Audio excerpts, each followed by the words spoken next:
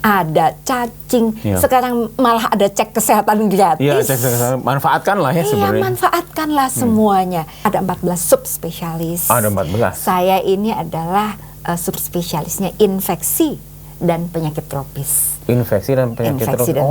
Jadi semua yang gara-gara suatu mikroorganisme atau kuman ya udah diurus deh sama kita-kita. Abdi Nagari nganjang kewargi oleh Pak KDM, Pak Gubernur. Mudah-mudahan peran kami lewat surat kami ini bahwa kami ingin ikut serta dapat diberikan kesempatan tersebut. Oke, kita ngobrol di PR.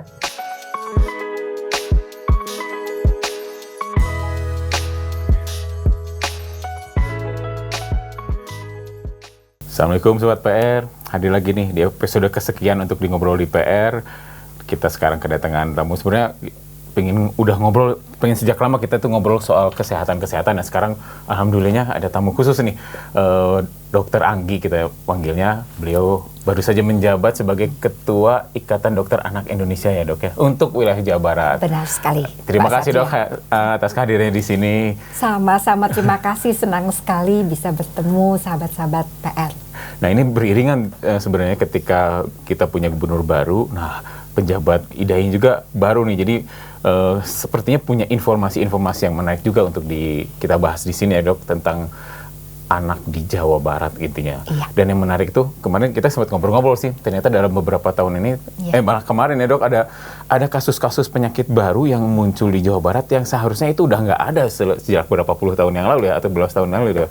Boleh cerita dikit dok, kita mungkin di-spill dari situ ya, karena biar menjadi perhatian banyak publik juga, penyakit apa sih yang tiba-tiba setelah sekian tahun nggak ada kok muncul sekarang di Jawa Barat, di beberapa kota ya dok ya gitu ya? Iya, kira-kira benar demikian. Jadi yang dimaksud adalah ada penyakit yang sebenarnya bisa kita cegah dengan imunisasi. Istilahnya PD3I.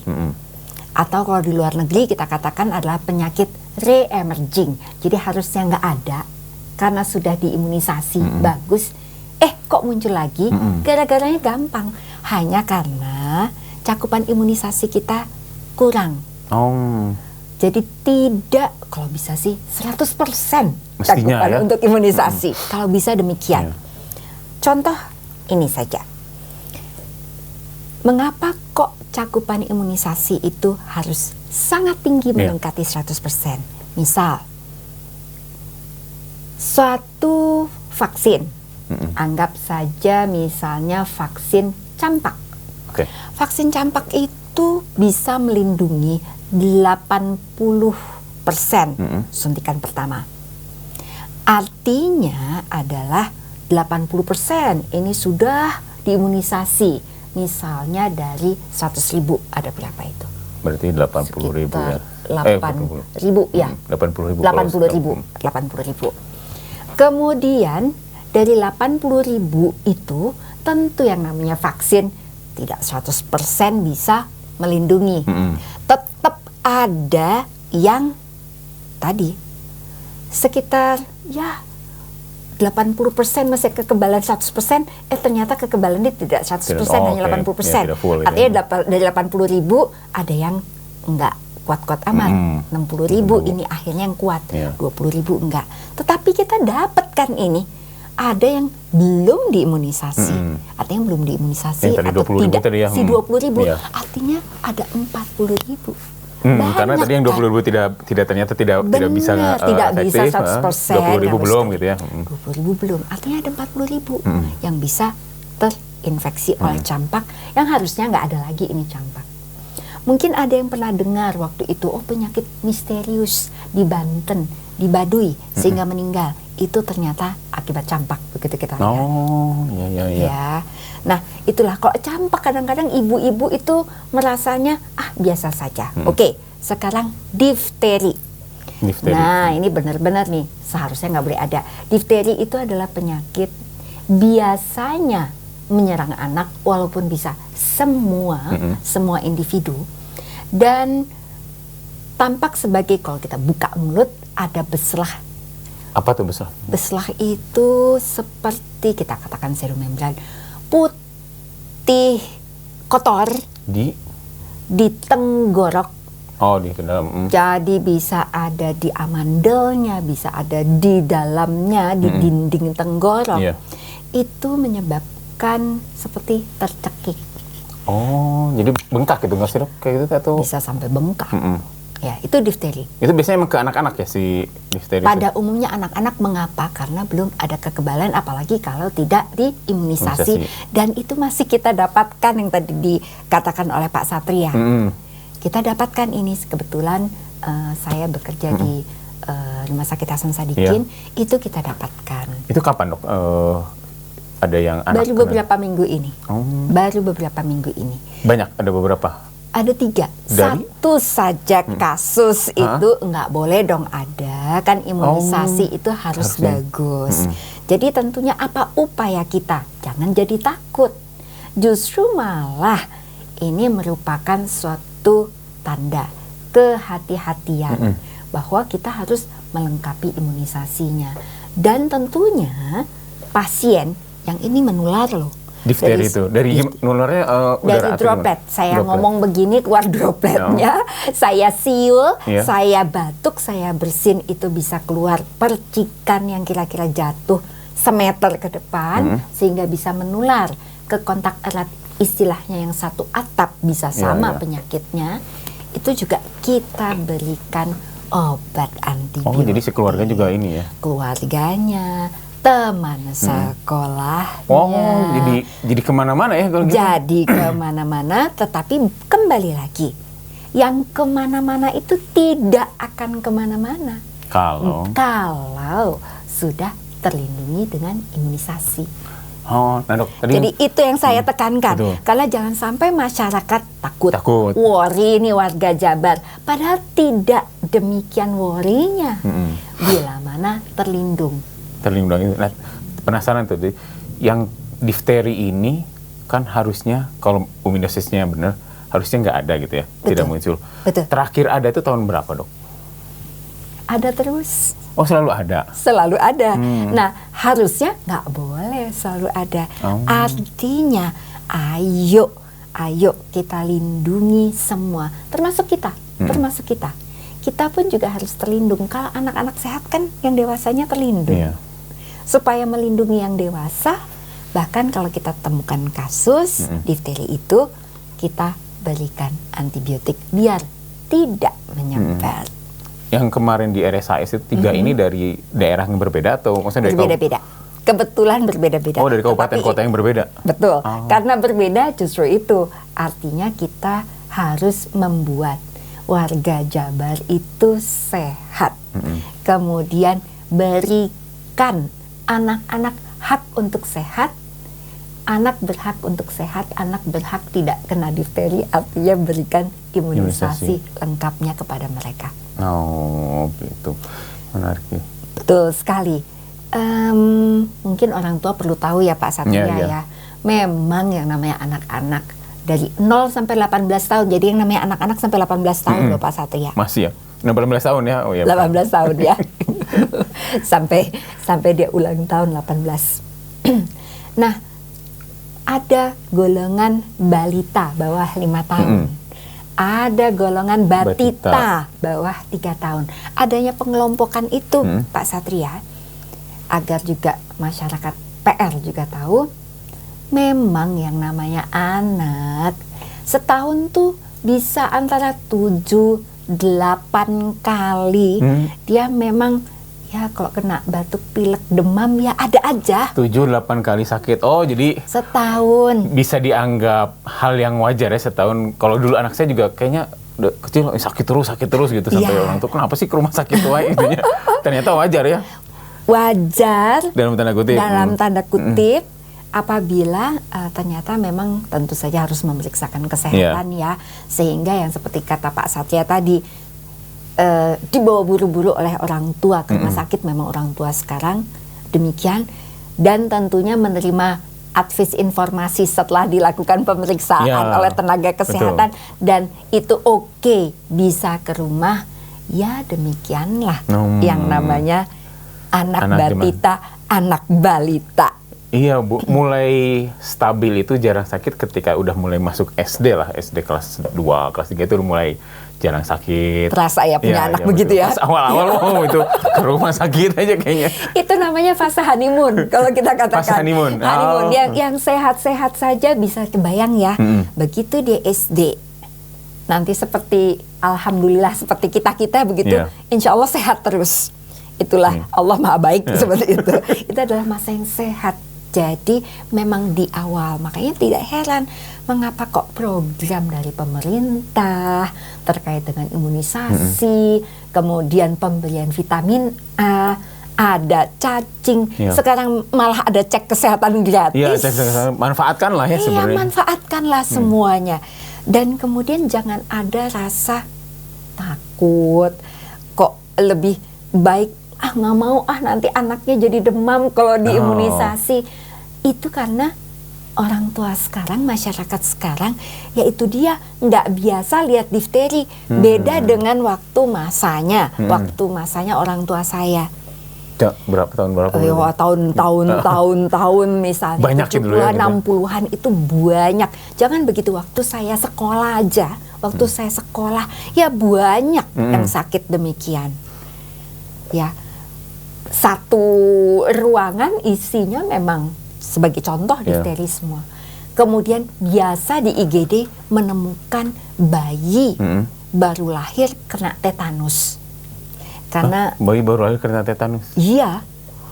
Itu kan sedih banget ya, karena dulu lampau itu pemotongan tali pusatnya yang tidak bersih. Sekarang satu saja ketemu tetanus neonatorium itu itu sudah dianggap suatu kejadian luar biasa, tentunya kita tidak inginkan. Namun tetap ada di Indonesia. Ada. Di Jawa Barat terjadi nggak, Dok? Semoga tidak tahun ini, ya. Semoga tidak tahun ini. Dan ternyata kalau kita susur mengapa kok ada tetanus neonatorium, karena ibunya saat hamil tidak divaksin. Ibunya.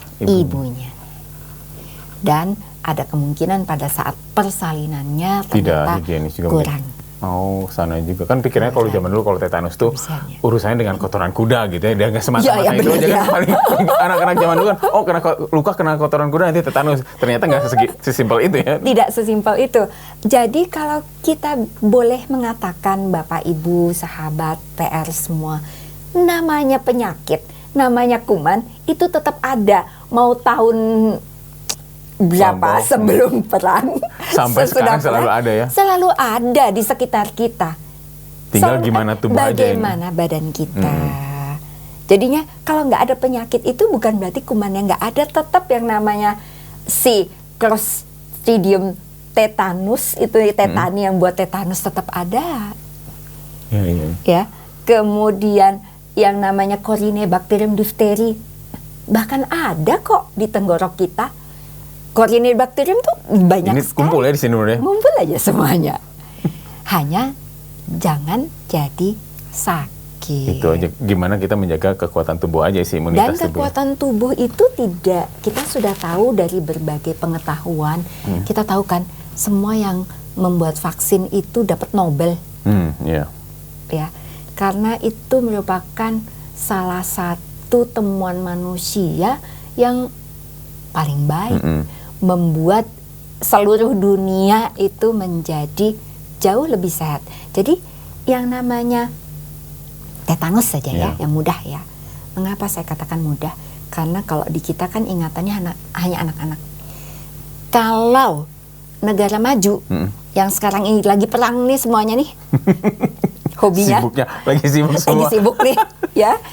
Itu mereka selalu menyediakan vaksin tetanus, luka segala macam. Kalau belum masih luka kotor, mereka akan berikan. Jadi sebegitunya vaksin tetanus pentingnya. Jadi jangan dikira nggak ada lagi vaksin tetanus. Buat tentara-tentara itu bukan main. Sedia. Waktu kita mengalami tsunami di Aceh, bantuan yang datang itu kan termasuk untuk si tetanus vaksin, dan juga istilah kita adalah imunoglobulin, human tetanus immunoglobulin. Jadinya kalau misalnya ada yang ada yang mulai kok ada kekakuan begitu ya, mereka langsung berikan ke dua-duanya. Khususnya waktu itu kan rame-ramenya sukarelawannya pada kesana, terus petugas-petugas kesehatan waktu itu. Mereka harus dijaga juga. Jadi tetanus itu segala usia. Oh iya. Dulu sempat kesana Kumannya juga. di mana-mana loh, nggak cuma di kuda. Nah, di itu. debu juga ada. Tetanus itu nggak hanya di kuda ternyata. Nggak ada di kuda aja. Ya, kemudian di bawah kuku juga ada. Di bawah kuku kita ini juga ada. Langsung lihat kuku semua. Langsung lihat kuku. Menarik dok. Ya. Jadinya mungkin masyarakat itu mengiranya, kalau sudah nggak ada penyakitnya, itu kumannya, nggak ada, hilang. Kuman mah tetap aja berterbangannya. Dia tetap ada di sekitar kita. Dia lebih tua daripada kita. Beliau bakteri, kuman segala itu lebih banyak daripada kita. Bahkan di badan kita sendiri lebih banyak bakteri dibandingkan jumlah sel. Bayangkan aja di perut kita yang isinya kotoran, itu ada bakteri berapa semua, ya? banyak bakterinya. Iya benar. Ya, Nggak kepikiran, jadi pikirnya selama sehat udah aja gitu ya. Sudah aja, tapi itu yang padahal penting kan harus menjaganya itu ya. Di sekitar kita. Tapi jangan juga kayak Howard Hughes ya, tahu kan? Iya. Ya, itu kan jadinya karena tahu begitu, jadi Langsung selalu gosok dia tangan, selalu pakai parno ini, gitu ya? parno. Enggak segitunya, jangan. segitu. Iya, ada teman juga kayak gitu, dia saking parnonya selalu bawa alat makan tuh sendiri dari rumah, walaupun dia harus ke tempat makan restoran gitu, dia bawa alat makan sendiri, saking parnonya. Iya. Ada aja gitu ya dok? Ada aja yang begitu, tapi yang nggak usah segitunya. Karena kita bisa kok bersahabat, kita bersahabat. Kan ini seperti sekarang sebetulnya kita bersahabat. Nah, kita bersama sama kuman ya. Bersahabat dengan kuman.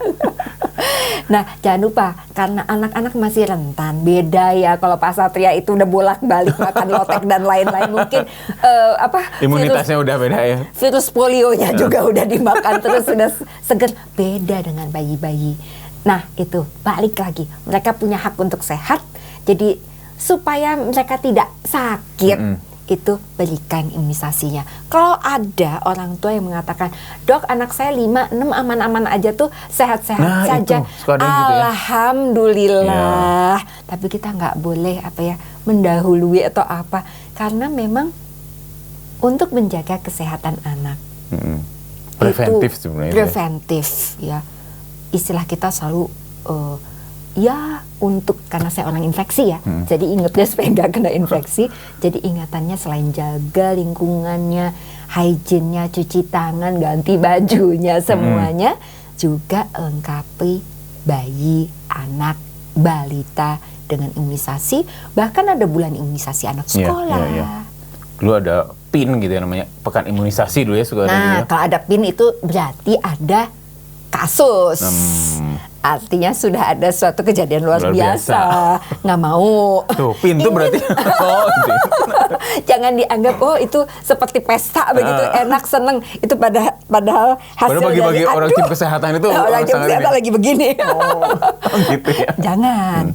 Kalau kita melakukannya secara lengkap, baik, usahakan warga Jabar ini kita ajak semuanya untuk sehat dengan memberikan imunisasi pada anak-anak, bayi anaknya, insya Allah deh. Tuh karena tadi bagus. Itu tuh hak anak ya dok ya, untuk mendapat imunisasi itu hak anak ya. Iyalah. Hak anak untuk sehat. Oke sekarang sehat tapi nggak tahu ke depannya gitu. Kayak tadi dokter cerita yang soal hepatitis B tadi ya, itu khawatir juga. Oh ya, tadi ada cerita, ternyata ada yang bayi baru lahir dari ibu hepatitis B. Maka bayi tersebut harus cepat dikelola. Salah satu caranya adalah memberikan imunisasi hepatitis B. Dan pemerintah Indonesia itu sudah hebat sekali. Hebatnya mengapa? Memberikan juga imunoglobulin loh, Pak Satria. Khusus untuk hepatitis B. Agar si anak itu tidak tertular dari ibunya. Bayangkan bila mana si ibunya menularkan hepatitis B ke bayinya. Aduh, itu ya sekitar 10 tahun ke depan 90% anak itu akan mengalami hepatitis kronis istilahnya. Pasti kalau nggak itu pasti gitu 90% tadi dok? Iya, betul sekali. Tinggi kan ya, Iya. kalau tertular ya. Kalau tertular. Karena kembali lagi yang namanya penyakit tidak 100%-nya pasti tertular. 90% hepatitis kronis dan next-nya adalah menjadi cancer. Artinya ya sudah. Nah, pemerintah kita sampai sudah menyediakan demikian. Bahkan sekarang pemerintah lebih hebat lagi, sudah mengadakan triple eliminasi, yaitu agar seorang ibu pada saat hamil dilakukan pemeriksaan hepatitis B. Ketika hamil ya? Ketika Nah hamil. ini mungkin bagi calon-calon ibu atau yang, Betul. orang-orang tua muda nih, ketika istrinya hamil, apa aja yang harus diantisipasi, yang mungkin preventif tadi, imunisasinya atau vaksinasinya apa aja mestinya dok? Ya. Biar si anak juga sehat nanti ke depan. Benar sekali, pemerintah sudah memberikan untuk vaksin tetanus dan pemerintah menyediakan gratis pemeriksaan untuk hepatitis B. Ada yang nggak enak didengar mungkin oleh masyarakat, Ya. yaitu HIV dan sifilis. Nah itu. HIV Tetapi dan- tidak boleh menjadi stigma atau tidak boleh menjadi, aduh ini diperiksa HIV sama sifilis pada saat hamil. Padahal Bapak Ibu, sahabat PR, itu adalah upaya global sedunia agar istilah kita ibu sehat, karena kita sudah cepat nangkep nih kalau ternyata ada yang memang positif. sana. Dikelola ini Iya. ibunya. Kalau ibunya dikelola bagus, anaknya insya Allah lahirnya sehat. negatif. Kok bisa ya yang HIV gitu? Sangat bisa. Kalau diatur semuanya kurang dari 2%. Oh tuh. Karena ada ketakutan gitu ketika orang tua HIV, anaknya pasti HIV. dulu, Iya, nggak begitu. Nggak begitu. gitu. Ya. Jadi kembali lagi, itu kan berarti kan hak Hak anak ya. anak. Dengan ibunya coba periksa ya. Hak anak. Ayo dong ibunya bawa ke posyandu untuk dilakukan pemeriksaan, dilakukan imunisasi. Aduh, sekarang ada lagi cek kesehatan Keren. yang gratis. Iya, Aduh, coba aja. Keren banget. Berarti udah standar sekarang ya untuk cek HIV dan sifilis tadi ya? Iya, dengan hepatitis Hepatitis B. B. 3. Emang kasus tiga ini memang dalam beberapa tahun ini meningkat atau gimana dok? Jadi kalau dikatakan meningkat, iya. Bukan hanya Indonesia, tetapi global. HIV-nya boleh turun, sifilisnya naik. Kenapa? Karena HIV-nya turun, aman semuanya. Karena mau nggak mau ya itu dia yang membuat tanda kutip stigma, jadi takut dilakukan Iya. pemeriksaan. Iya. Ya, ada dengar, aduh kok ya sifilis diperiksa, takut begitu. Wah ini pasti, kan udah gitu ya, ini gitu. pasti Ini bapaknya kenapa nih sih, atau ya? gitu. Atau Atau ya bahkan mungkin di puskesmasnya pun, atau mungkin bila mana tenaga kesehatan, apakah ibu bidan bahkan dokter sekalipun mau ngomong aja itu, Kagok. Bu nanti mau diperiksa hepatitis B, sifilis sama HIV ya, itu kan bisa dua-duanya. Lah kok mesti diperiksa? Seperti ya pasti gitu kan, itu. resikonya si orang tua, saya kan nggak ngapa-ngapain, saya orang-orang baik-baik aja kan gitu, bisa aja gitu. Padahal tidak bukan untuk demikian. itu yang... Ini justru hak kita, hak ibu hamil untuk kehamilannya baik, persalinannya baik, anaknya juga sehat. Jadi itu adalah hak kita semua. Memang dibuat secara global. Oh tuh itu, jadi bukan karena beresiko ya, tapi kan ada kalangan yang Bukan beresiko. karena si A ini jadi kamu periksa, si B ini enggak apa-apa, enggak diperiksa, enggak gitu. Sekarang semua, Oh. semuanya. Jadi nanti kalau itu mau periksa nggak apa-apa aja. Iya, siap. Istri. Sangat wajar ya, bukan Iya, hal yang sangat harus wajar. dikhawatirkan sebenarnya.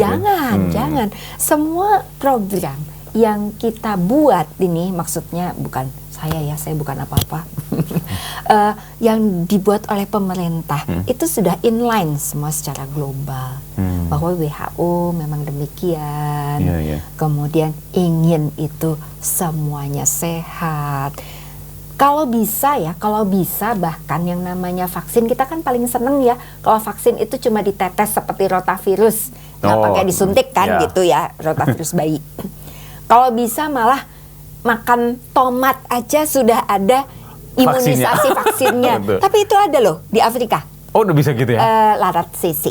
Karena kita kan nggak punya kita kan nggak yang ada. lalat tidur. Oh, jadi dari situ ya? Trypanosoma cruzi, Trypanosoma cruzi namanya. Tapi itu kan di sono gitu, saking banyak ya jadi dibuat itu. Kayak kita kan sebetulnya bukan imunisasi ya, garam beriodium. Ya. Kan sudah fortifikasi. Yeah. Jadi kita kan inginnya kan makan semuanya ini akhirnya kebal, maunya begitu. Namun saat ini yang ada adalah sudah ada pemerintah ada pentavalen di Jawa Barat juga. Wah udah kan semuanya Apa itu, Indonesia global. Pentavalen kan satu suntikan di usia bayi 2, 3, 4 bulan, kemudian nanti diulang lagi usia 15-18 bulan. Itu adalah isinya supaya kebal si bayi terhadap DTP, difteri, pertusis batuk rejan atau batuk 100 hari itu yang kongkong sampai muntah. Kemudian terhadap tetanus yang sudah diterangkan ya 2 penyakit itu. Difteri, tadi batuk rejan, pertusis sama tetanus DPT. Kemudian kan penta 5. Satu lagi terhadap hepatitis B. Walaupun dia bayi baru lahir sudah dapat hepatitis B, kita ulang lagi supaya strong. Kemudian yang kelima adalah Haemophilus influenza tipe B. Sahabat PR, walaupun namanya Haemophilus influenza tipe B, itu bukan berarti influenza flu. Bukan flu ya? Itu bakteri. Bakteri namanya itu mirip-mirip. Dia istilahnya Haemophilus influenza tipe B. Aduh, terasa sekali. Begitu itu diberikan, kalau kita lengkap, sekarang itu kita, apa ya istilahnya, kejadian infeksi otak. Oh, ini Itu ya. Z. Hemofilis tadi yang influenza itu si ke HIB. ini. Kita gampangnya namanya si HIB. Begitu. Jadi bayangkan, itu merupakan suatu prestasi, keunggulan teknologi juga kan. Dalam satu suntikan saja 5 penyakit. Satu suntikan tuh ya. Satu suntikan. Nah, ibu-ibu tuh ya anaknya ya, ingat ya. Enak ya, kalau dulu kan kita DPT sendiri. Iya, bolak-balik. Bener, ingat. Nanti bulan kapan kesana lagi ada kartunya. Wah, ini udah belum, ini udah belum gitu. Iya. Nah, tadi Haemophilus influenza tadi serangan ke otak ya? Apa radang otak atau gimana sih, Dok, itu teh? Betul sekali. Bisa radang otak dia. Kemudian bisa ke paru. Infeksi paru, bisa ke darah. Nah, itu yang namanya sepsis. Biasanya tiga ini adalah penyakit yang berat-berat. Alhamdulillah dengan ada gabungan satu suntikan ada 5 macam untuk menahan penyakit, itu betul-betul terasa. Emang sebenarnya emang banyak kasus-kasus itu yang kena ke anak gitu, Dok, yang serangan apa? Sebenarnya radang otak atau apa sih, Dok? Radang otak, meningitis. Meningitis. Iya, betul. Banyak. Dan hal tersebut umumnya adalah pada bayi. Nah, sekarang tetap ada. Namun kalau sudah diimunisasi, setidaknya yang penyakit satu ini tidak. Artinya kita bisa, insya Allah itu sudah terlindungi. Bahkan sekarang ada lagi namanya PCV. Vaksin ada lagi 3 kali loh. Itu adalah diberikan juga kepada bayi. Bareng-bareng dengan si pentavalen tadi yang 5 tadi, si PCV, agar terlindung juga sama penyakitnya, bisa kena infeksi di otak, meningitis karena pneumococcus. Nama pendeknya kayak saya, nama pendeknya Anggi, dia nama pendeknya pneumococcus. Nama panjang dia adalah Streptococcus pneumonia. Streptococcus ya. Jadi makin berkembang, makin banyak, makin beragam, itu dapat menahan sakit. Itu tentunya membuat ya makin sehat anak-anak kita. Hak untuk sehat. Hak untuk sehat. Terus untuk sehat. Jangka hidupnya juga insya Allah mungkin gitu ya. Benar sekali. Benar sekali. Sekarang kan kita bisa lihat bagaimana untuk survival, untuk hidup kan makin usia makin tua. Nah, Dok, kalau hepatitis B itu dari mana, Dok, biasanya, Dok? Hepatitis B itu adalah penularannya biasanya dari darah. Ya, jadi dari hubungan. Jadi dari cairan tubuh. Beda dengan hepatitis A. Ya. Nah, itu dari jajan. Cuma dari kebersihan tangan, air, makanan, begitu. Kalau hepatitis B dari darah ya, betul ya? B, C itu dari darah. Demikian. Kalau dulu mungkin banyak mereka yang salah pakai jarum suntik gitu ya, yang ya, pemakai gitu dari sana. Benar sekali. Nah, itu yang kita jaga supaya ibu sehat karena kita lindungi, anaknya juga sehat. Dan jangan lupa yang namanya program pemerintah, kalau misalnya ada yang seperti tadi ya, yang triple eliminasi, itu bukan berarti hanya sekali lepas, enggak. Anaknya akan dicek terus, diperiksakan, dilakukan pemeriksaan darah sampai benar-benar clear. Oh ya itu. Masih penasaran dok. Dokter sekarang di dokter anak tuh di IDAI kan berarti mulai tahun ini sampai tahun periodenya 3 tahunan. Ya, Saya 2022 sampai 2027. 2027. Nah, berkecimpung di dokter anak. Spesialisnya apa sih dok? Kan spesialis anak biasanya ada subspesialis lagi gitu ya. Benar sekali. Jadi dokter spesialis anak itu, semoga saya nggak salah, ada 14 subspesialis. Ada 14. Saya ini adalah subspesialisnya infeksi dan penyakit tropis. Infeksi dan penyakit tropis. Jadi semua yang gara-gara suatu mikroorganisme atau kuman ya udah diurus deh sama kita-kita. Yang se-Indonesia itu mungkin ada 70-an, sedangkan di Jawa Barat ini ada, ngitung dulu ya, 7. Yang subspesialis ya, Jawa Barat ya. Jawa Barat. Ya karena memang sangat beda ya, iklim tropis, penyakit-penyakit yang muncul dibanding daerah-daerah lain di selain Indonesia gitu dok. Saya salah 8. Baru dihitung lagi 8 ada di Jawa Barat. Betul. Jadinya kita semakin kita menjadi dokter anak, kemudian ada subnya lagi seperti saya infeksi, ya memang sebetulnya jadi pengetahuannya makin arahnya spesifik, makin ya. spesifik ke arah sana. Ini menarik nanti ke depan kalau ngobrol dengan IDAI, berarti kan tadi ada 14 subspesialis ya. Di IDAI ada semuanya ya dok? Ada semuanya. Bisa 14 konten tuh, karena kan banyak orang tua yang juga nggak tahu ya penyakit ini seperti apa. Tinggal hubungi saya aja deh. Saya order. Kita nanti bahas mitos dan fakta soal penyakit A, penyakit B, gitu menarik ya dok? Betul sekali. Myth and fact itu betul sekali. Itu banyak.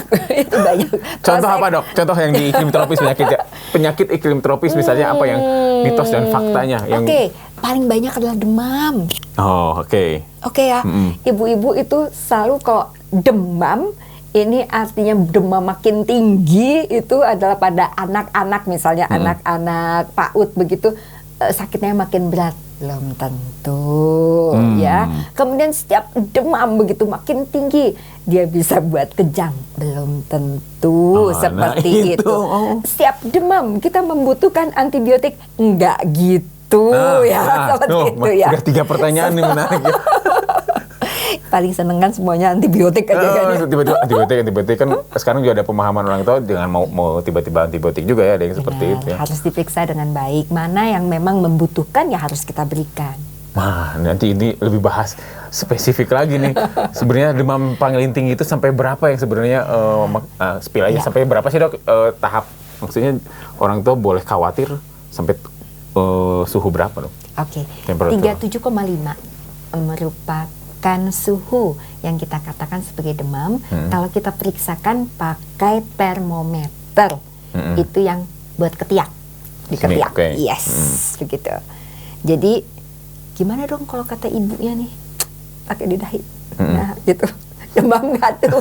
Ya, tapi ada penelitian loh memperlihatkan 80% apa kata ibu demam pakai begini nih bener begitu ya. Instingnya ya ternyata.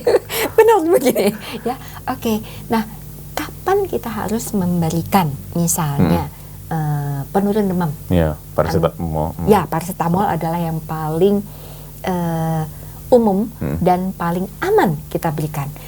Paracetamol itu diberikan memang secara umum 38,5 derajat Celcius. Tetapi ada tetapinya. Tergantung anaknya juga.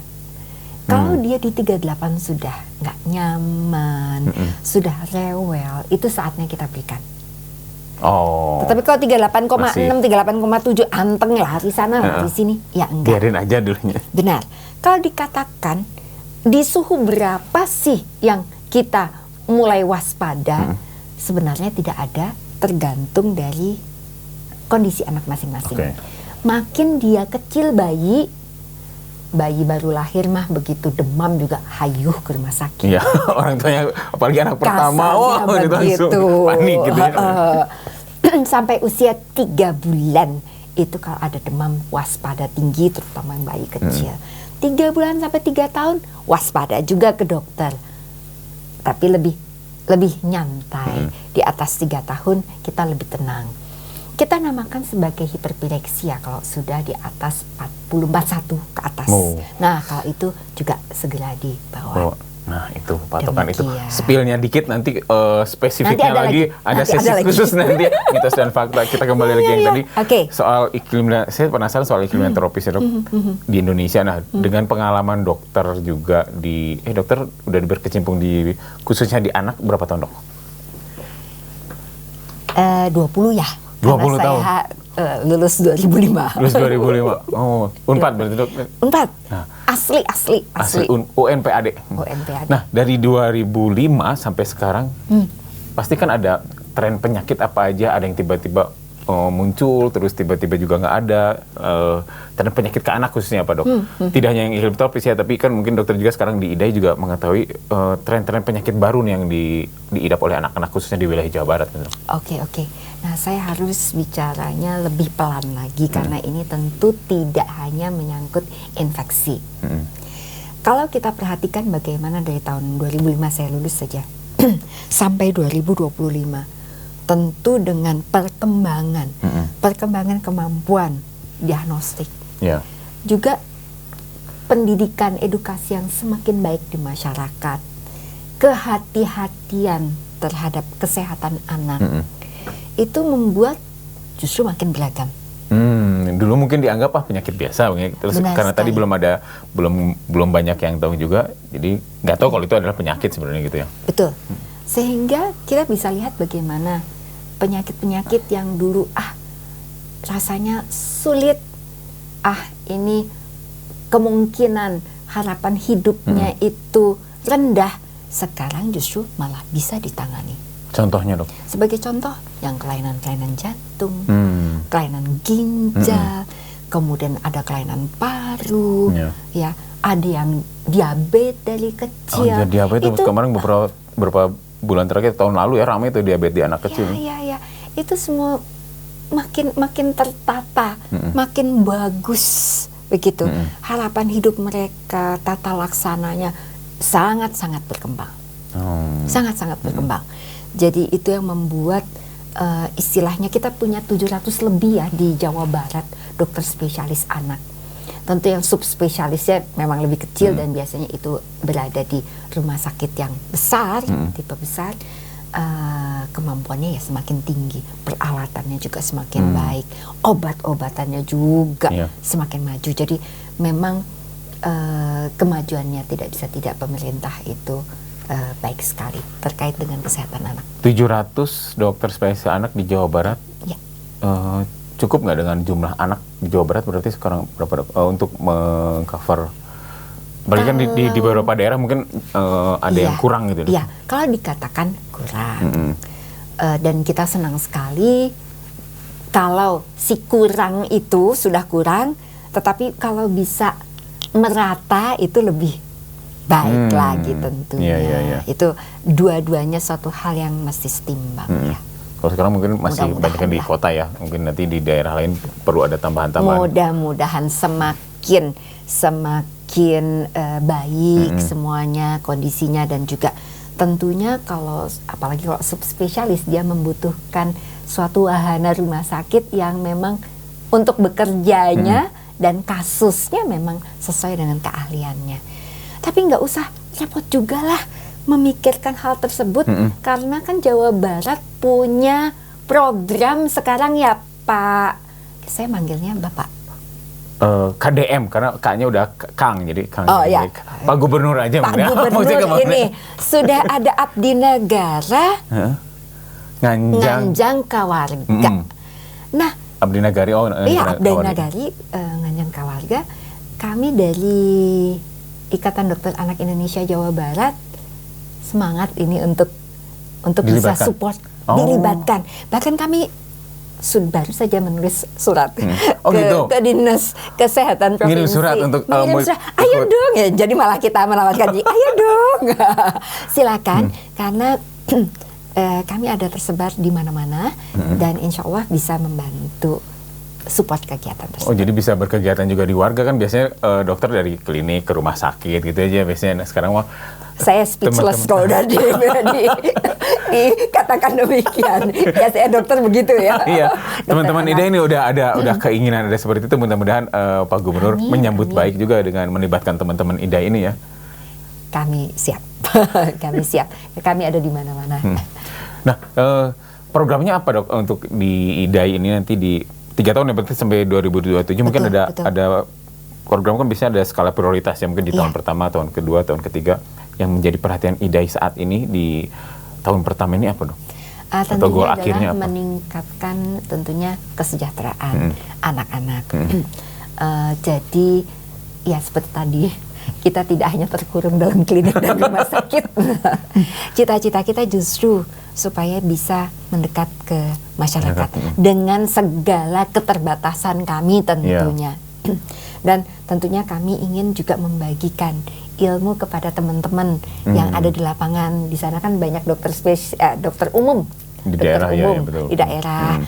Kita punya pediatric social responsibility. Pediatric social responsibility, oke. Ya, jadi itu adalah program pusat ya, IDAI. Jadi IDAI secara keseluruhan. Kita untuk di seluruh Indonesia ada program PSL. Jadi kami ini seperti saya itu mengampu 2 puskesmas. Oh, per dokter itu? Dokter. Oh gitu. Jadi kalau bisa dokter puskesmas itu ingin tanya tentang pasien anak, kemudian kepingin apapun yang bisa kami bantu, akan kami bantu. Dan kita ikut sertakan beliau-beliau ini dalam kegiatan-kegiatan yang mudah dan tidak berbayar. Itu biasanya kan webinar Zoom. Iya, benar-benar. Jadi kita berikan misalnya topik demam itu gimana sih mengatasinya, kalau ada kejang seperti apa sih, bayi baru lahir seperti apa, kalau ada yang datang ternyata memerlukan penanganan gizinya seperti apa, kalau ternyata kok nggak bisa kencing atau kencingnya merah bagaimana, jadinya tips-tips begitu kami berikan. Dan tentunya pemerintah itu juga sudah punya yang namanya buku MTBS, Manajemen Terpadu Balita Sakit. Nah itu menjadi buku putihnya lah ya. Untuk para dokter umum kami itu adalah membuat supaya lebih terang benderang bagaimana buku atau bagan manajemen tersebut bisa digunakan teman-teman di lapangan. Jadi langsung prakteknya seperti apa ya? Iya. Tapi nggak harus kursus kemarin operasi sesar gitu ya dok ya? Ops, nggak jadi. Bukan lanjut. Topik yang dibahas. Nah terus itu ya, kemudian tadi sih penyakit-penyakit tadi yang tren kesini tuh kemarin kan ada kayak gagal ginjal di anak gitu ya, terus diabetes di anak itu kan cukup mengkhawatirkan ketika anak-anak gagal. Ya, itu adalah karena masyarakat makin sadar, makin tahu bahwa oh kalau ada sesuatu nih anaknya kok nggak bisa kencing ya, langsung dibawa. Dan itu jadi memang buat para dokter itu menjadi dokter spesialis anak itu menjadi suatu hal yang wah ternyata jadi banyak ya ini ya ketemu. Mungkin kalau dulu bukannya nggak ada, tetapi memang belum menjadi awareness di masyarakat. Mungkin orang tuanya juga menganggap hal yang biasa ya. Atau termasuk karena gaya hidup juga dok. Banyak anak-anak banyak terpapar makanan-makanan atau minuman yang. Kalau seperti itu saya kembali lagi. Kebiasaannya kalau ngomong sama dosen ya. Ada ahlinya masing-masing. Nanti kita datangkan ke podcast ini ahli-ahli demikian sehingga kita bisa betul-betul bicara secara dalam dan berdasarkan data terkait hal ini. Kalau saya ini benar-benar infeksi dan istilahnya adalah surveillance. Surveillance itu apa sih? Kita ingin dapat data segala macam agar datanya bisa kita kelola, akhirnya nanti diinformasikan lagi ke masyarakat dan kita gunakan juga untuk mengelola kesehatan agar terhindar dari infeksi. Kalau kita bicara infeksi, artinya adalah memang harus bottom up. Seperti tadi Oke. saja, kalau misalnya menemukan ibu kader ya, atau dokter puskesmas, oke. Kalau dokter ya yakin ya. Tapi ibu kader nih, harus kita buat pinter agar ibu-ibu mendapatkan, oh ternyata di situ ada balita atau yang sakit misalnya. Tapi kok lehernya besar ya? Kok anak ini sakit ya? Oh, jadi kelihatan dulu dari deteksi awal mungkin dari deteksi secara awal. Ini di sekolah itu kok ternyata banyak bener ini jadi pada gondongan semua. Nah, gondongan kemarin juga ramai tuh gondongannya. Rame itu. Nah, itu segeralah diinformasikan. Nah, informasi ini sebetulnya suatu tahapan surveillance penyakit sehingga bisa dipetakan, oh saat itu lagi begini. Kita harus mitigasinya seperti apa? Secara cepat, karena kita tahu yang namanya penyakit infeksi itu punya Arnott. Arnott itu adalah kemampuan transmisi atau penularan. Setiap penyakit itu setiap beda. Nah, menarik tadi ngebicarain soal kader. Kan beberapa minggu terakhir ketika sudah mulai puasa kemarin, program MBG nih dok, di Jawa Barat kan beberapa kali ada anak keracunan berapa ratus. Kayaknya keterlibatan kader juga di bawah tim IDAIS sangat penting juga ya, karena untuk bisa mencegah itu terjadi sih dok. Memungkinkan nggak dok kalau kayak gitu dok? Oke. Saya luruskan sedikit Mas Satria. Jadi tim IDAI itu belum bisa atau tidak punya jalur kader. Ya, tetapi kami senang sekali bila bisa diberikan kesempatan agar kami bisa bersama beliau-beliau ini meningkatkan kesehatan anak-anak. Teman saya tapi ada yang sudah terlibat dengan kader ini di Kodia Bandung. Yeah. Nutrisi, jadi beliau-beliau ini adalah kasarnya spesialis anak, nutrisi metabolik. Ya kalau gampangnya adalah spesialis anak yang mengurus gizi anak. Oh, jadi menyesuaikan sama menunya ya, menu yang ini kayak gitu. Menu makanan, tetapi yang pasti adalah lebih bagaimana anak-anak itu supaya nggak jadi stunting, mencegah stunting itu sedang perlu apa lagi. aja gitu ya. Itu spesialis anak yang ahli-ahli gizi ini sedang terlibat dengan para kader di Bandung. Itu udah oke banget. Tetapi kita ingin mudah-mudahan bisa mendapatkan akses lebih luas.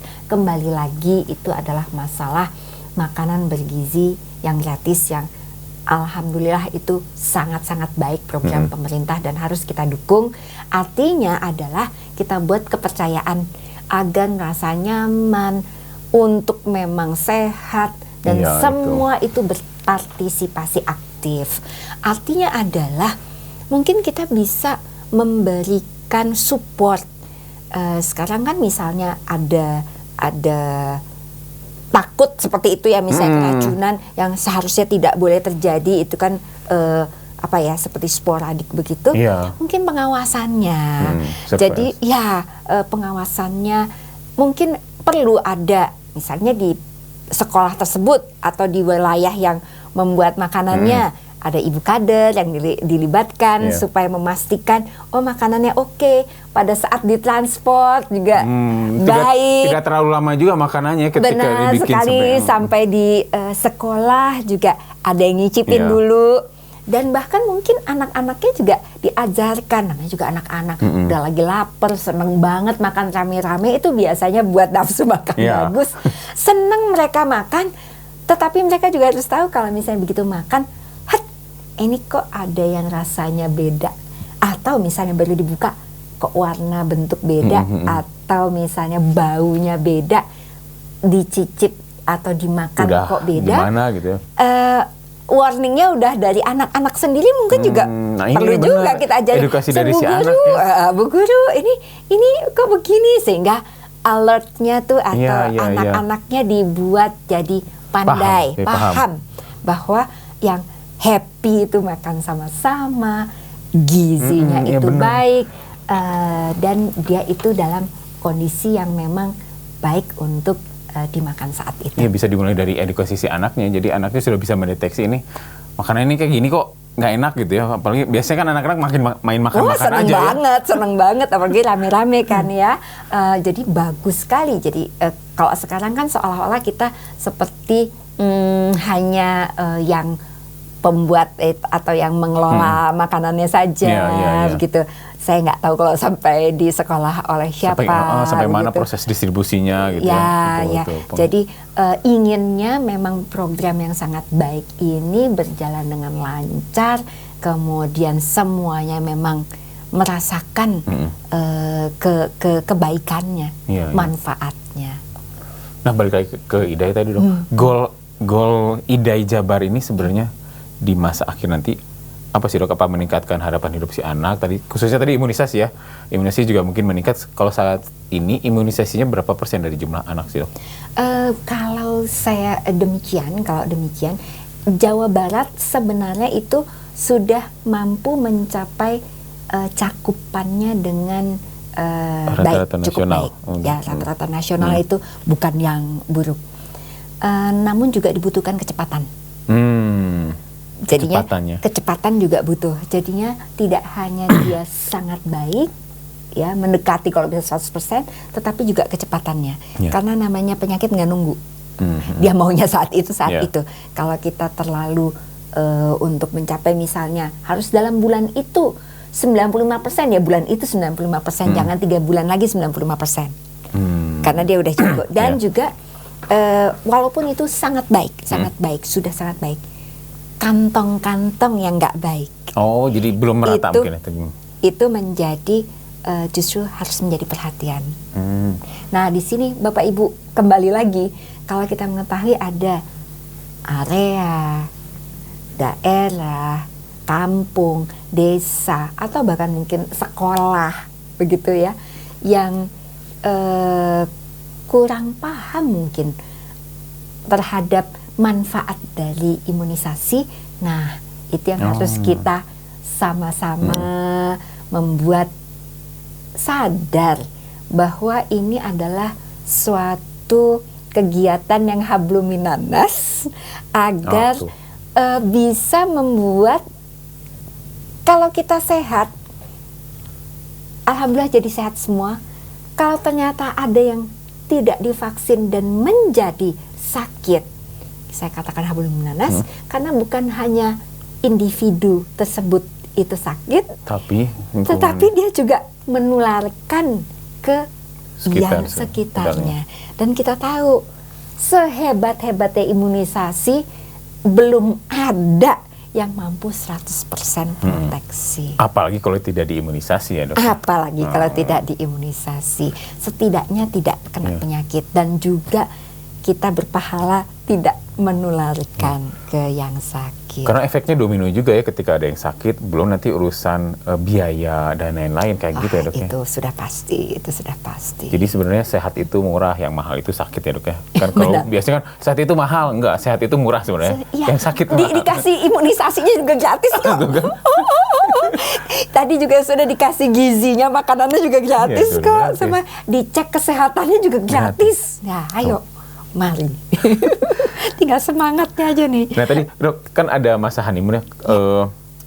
Berarti penanganannya juga beda-beda ya, ketika yang balita, terus ketika yang udah mulai ada stabil, penanganan dan atensi penyakitnya juga berbeda-beda ya dok ya?